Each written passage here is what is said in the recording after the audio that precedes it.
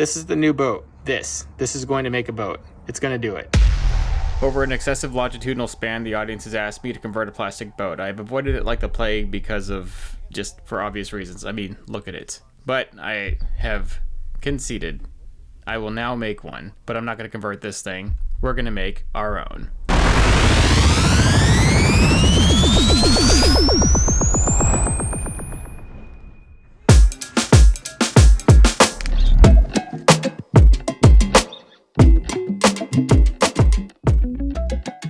I looked at all totes in this extra storage area and in the main aisle over there. And after looking at all of them, I have found that out of all these, this one is the most shaped like a pontoon, and they're plano boxes. This is kind of an old school. What's that? Plano. We're going to get 8 of these. 8 of these. You are looking at one of 8 totes that we're going to turn into a pontoon. We have a standard plastic welder. We have a plastic air welder made Harbor Freight rich today. We have, I just bought that just because it's useful. Oh yeah, a little micro engraver, which would probably end up just using a Dremel, but I could use that for a bunch of other things. Harbor Freight soaks up a lot of my money. Here are the rest of the tote. Right here. Look at them all. They're all fancy like. It's like the olden days. Like if we're gonna make a pontoon boat, I'm glad it's out of plano boxes. That just makes it like more nostalgic. You know what I'm saying? Know what I'm saying? So let's compare. I mean, yeah, that's thin. Yeah, it is. But really, if you look at this, yeah, you can see the gray on top of the black right there. It's all seamed. You see that? See how thin that is? More rigid, probably a little bit more abrasion resistant. This isn't off the table. We're just gonna put it on hold and see what we can come up. Because I've always wanted to make an entire boat. I'm tired of outfitting boats and having to deal with somebody else's like design, all their pluses and minuses and flaws and whatever. So this is almost the same width of the actual pontoon. It's pretty close. So we're gonna do something about the bottom though. The bottom, I mean, it might be actually, yeah, we're gonna do something about the bottom. These little spots we can anchor. We'll do something. We're gonna have to make a frame inside the tote though. The tote's gonna have an inner frame. It's gonna have to have some stuff just in case there's water that gets into it. We're gonna have to do some crazy things. I don't know if this is gonna work. Really, I have no idea. I'm thinking we make precise cuts right before it bevels. We cut it. So we're gonna be losing a good 3+ inches off each side. Now that adds up. We'll lose about a foot off of each. Once we combine all totes together, we'll be losing about a foot. But it's okay because we have roughly 30 inches to work with. So it'll be like 29, more like 28. So 2 foot, 4 inches. I think we get about 9 and some change. It'll be just under 10 feet if we do it this way, I think. Don't quote me, I'm really bad at math. We need to mark it though. We are gonna cut it.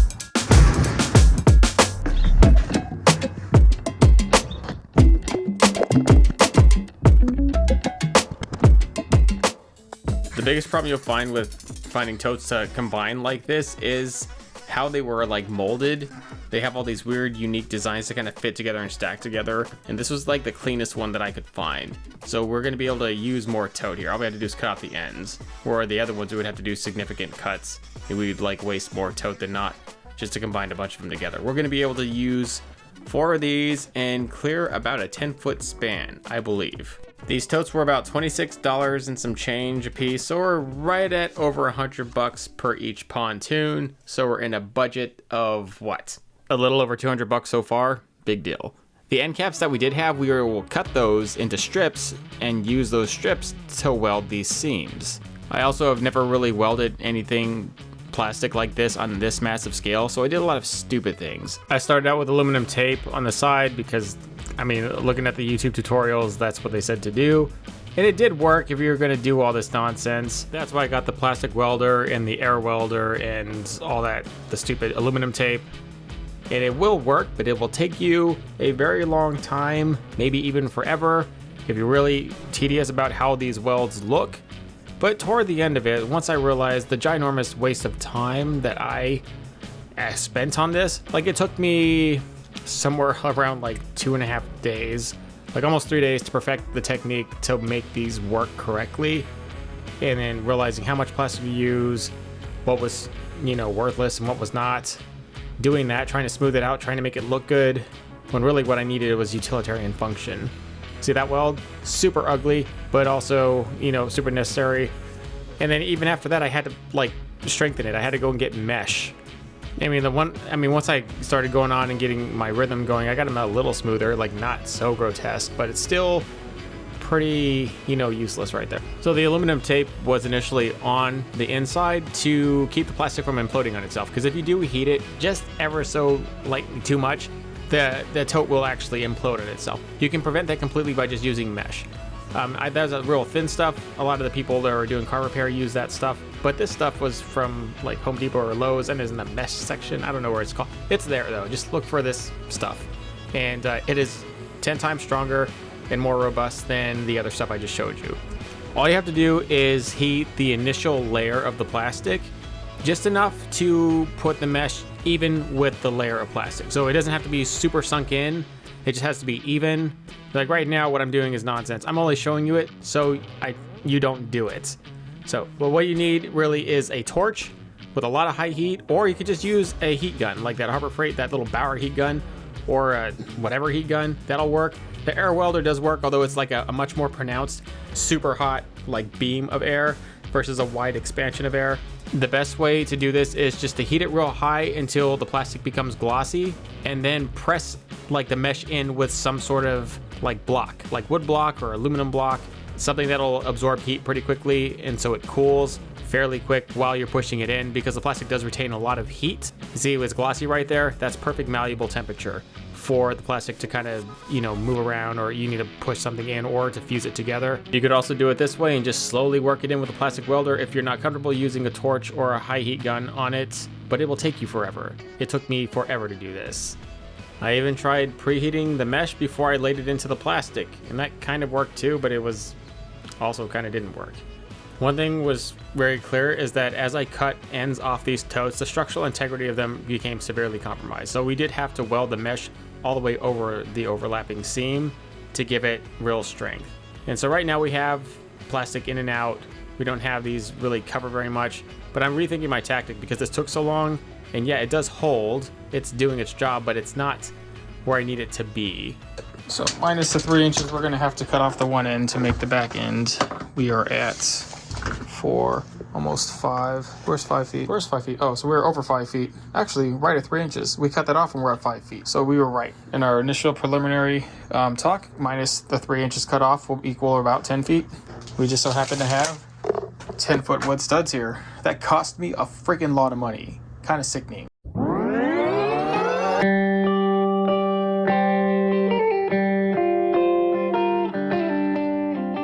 Became more evident that as we cut the ends off these totes and stuck them together, the more structurally compromised they became. They were really dependent on their complete shape plus the lid to really solidify them. So individually, if we'd have just linked them all together with the lids, they probably would have done really well. But because we're molding them all together to kind of get this pontoon look, we're gonna have to do extra things. One realization is that this like thin little plastic welding was not going to cut it. We're gonna have to give pretty serious overlapping seams over the thick mesh. And I finally got a clue to just melt it in there, press it quickly, and then have that going, and then cut these thick strips out of those ends that we cut to overlap that with a fairly thick, like 1 inch, maybe 1.5 inches. And a bigger realization was that if both sides are not equal temperature, they will not bond. You'll get flaking, kind of like that piece where just the very, very edges will start to come off and you'll get peeling. And that was a huge problem. Kind of got stressed out about that. Figure the 1 to 1.5 inch strips that you have to preheat evenly. The piece and the parent plastic slowly. This is sped up, but it just goes to show you that actually worked substantially well. If you did it right, the inside of the plastic as you're pushing it down will become malleable and squeeze out the side, perfectly molding it. And I tried to carry that out to the lids, which were a little bit more tricky to make. So plastic folds, but you can pull and tuck and manipulate enough of it to get the initial seam in. So, I mean, theoretically, this should all lift up. And if it breaks, we're effed, because the lids are a huge part of how we're gonna pull this whole thing off. If the lids don't work, then we have an entirely different problem. All right. Nope. Ah. It all came off. Sweet! Yes! Look at that.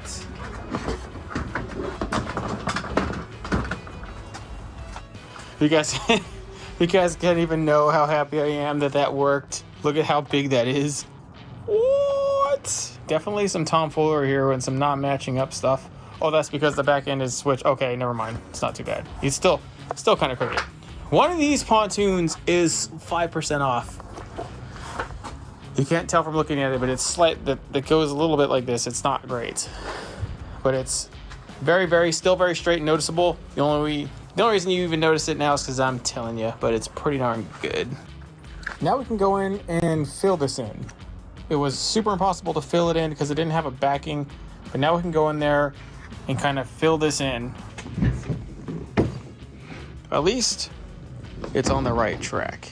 So what's going to really make, obviously this thing is too flimsy. It's not marine grade. It's got problems. We're still working in welds over mesh because of other things and then figuring out things. Pretty much I refined my technique over a series of 2 days. I actually got really good at plastic welding and understanding what would make a really, really solid joint. And how I couldn't figure out for all of yesterday and most of today how to apply a thick layer like this. And that's actually maybe the most solid weld I have. This one is extremely solid. It just right down and it's clean. It's a clean piece. You know, the rest of my pieces look like this, even with the top, which strengthened it substantially. Once we welded all the lids together to make the top, you know, it's still just a bunch of totes welded together. This thing's gonna explode. If we don't do anything to it in the inside, it's gonna explode. The minute a big wave hits it or anything, it's just gonna explode. So how we configure the inside is what's really gonna make this thing actually even work. Without making the inside solid and just a bunch of reserve buoyancy inside it, not to mention conduits and a bunch of these other things we're gonna do to it, stringers, this thing is 100% going to fail. But if we do what I think we'll do to it, it'll have a chance. And even if it springs a leak, it won't matter because it'll be completely one big giant solid mass of foam, and it's impossible to sink even if like giant parts of it fail. It'd be really, really hard for it to just completely fail.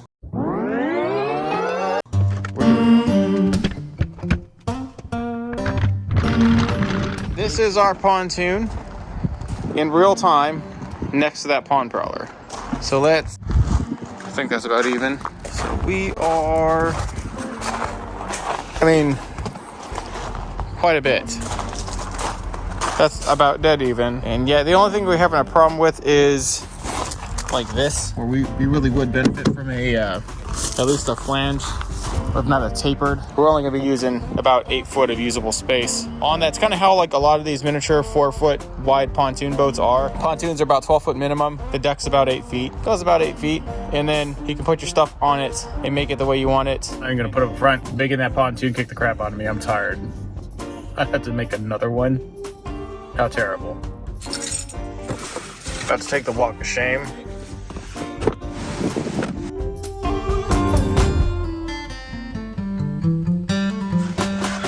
So, last chance. Last one there. Just FYI, this is actually a really good deal. That thing works pretty good. It lasts quite a few sheets, multiple projects. It does all right. Eventually it does break with enough abuse, but it does its job. It's one of the tools that's actually worth the money here. Is also another one that you can use that's actually worth it. So the first pontoon burnt me out pretty bad. It took me a while before I made the second one, but the second one I made in like hours because I knew what to do. And what to do is cut thick strips, flash heat the plastic until it's glossy and malleable, and then press into it with some sort of wooden block or aluminum blocks, which were really good at dissipating the heat and also at pushing it in once you had it malleable, pressing the strips all the way down. And that was way easier, even much cleaner and way strong. Like those welds were legit strong. I don't have to worry about those exploding. The bottom gave me the most awkwardness, and that's because you had those little divots there, or in that where I welded the sides, that was completely straight. In the little divots, you're gonna have to do a few other things, meld a few other pieces in there. I have pieces of 1/4 inch hardwood plywood underneath to equal the thickness of the conversion, like the variation in the totes, so that you have something to press against. So once I'm melting it and I'm putting that aluminum block on, I'm pressing against it. This process was solid. We had nice solid welds, and the only thing we have to do is just keep continuing that process over all major seams and finish it out. And then on the outside, it can be a little bit more cosmetic because we have the mesh bolted to the inside. And that's just what I should have done before. Kind of went overboard on the first pontoon, had mesh on both sides. That was, I think, unnecessary. You can also just use the heat gun. It just won't work as fast as the torch. You have, I think, a lot less chance of ruining the plastic or oxidizing it with just the heat gun. Now to do the lid, which is done in much the same way as we did this, only you have to do the bottom first, because if you do the lid first, then I don't know if you're ever going to get a perfect measurement. You have to cut both ends and make sure the ends are good. And I know I'm going to do this backwards, but trust me, cut both ends first, have those on each side of the pontoon, and then cut one in the middle, and then your last one should be the other middle one. And if you do it right, you just kind of overlap them. Just cut them with whatever. They cut pretty easy with a little cutoff wheel, or even a circular saw will cut these really good. Cut them right nice and straight. I did have an issue getting these straight, or the bottom one specifically. Then repeat the process for the weld. Make sure you have plenty of ventilation, or just do the welds outside, because it is just breathing in a bunch of plastic fumes, and just like any sort of welding, that's probably why most people get cancer. So think about that. Be safe. All right, so this thing is gonna be interesting. I do like the layout. It does look all right. This is a legit 10 plus feet. I think one pontoon is better built and is slightly longer than the other. The other one over there is the second one I built. It looks profoundly better, but both of these will still work. I had a little inflatable pontoon before, and it was shaped pretty much just like this, about as wide. We're gonna try and keep it this wide. We're gonna have to put it on the pond prowler trailer, like over there. So I don't actually know how well this, so it might not actually be able to be this wide. It might have to be shorter. It has to fit between those, but that's actually a lot of room. So honestly, when we go to lay it out, I want it as wide as possible, because that's where the stability is going to come from, and the resistance to rolling. It might pitch a little bit, but who cares? But maybe when we do lay this out, after we polish up the other pontoon and weld the top, weld the underneath, and kind of waterproof them, then we'll lay it out. Also what we have to do is we have to figure out how to frame the inside, because we're gonna have to frame the inside of the tune somehow to be able to attach to the wood frame the deck. So this will all be a wood and plastic boat. This is like a legit true budget build from scratch, no hull. And then we're gonna put a little transom, we're gonna have a motor, we're gonna have a trolling motor. It'll be pretty dope. I can see it. It's in my head, but I'll be able to show you in time through video. Stay tuned. One of the things that is still irking me is what I'm gonna do for the inside core frame. I do know these 10-foot 2x4s are going to be the kill, but what I do inside to kind of make the frame stick out of the top of the lids and then pour foam around it so the foam just encapsulates all of that and is just perfectly molded inside the tune. I know somebody's gonna be like, well, Mike, why didn't you just make a plywood tune and fiberglass it and then pour the foam in so you can have a quality pontoon? Yes, I thought about that after I got so far and I realized how weak and flimsy these like plastic tunes were, but really we've gone too far. We've got to finish this, right? I'm a finisher. So we're finishing this thing. And then later on, we'll talk about the wooden pontoon that's actually really nice and also much more expensive. Think about that. The wooden like blast over pontoon would be quite more expensive and less budgety. We will still make this thing very cool. We're just gonna experiment with the internal design, and then we will do that in the next video. Stay tuned for that. See you guys out there.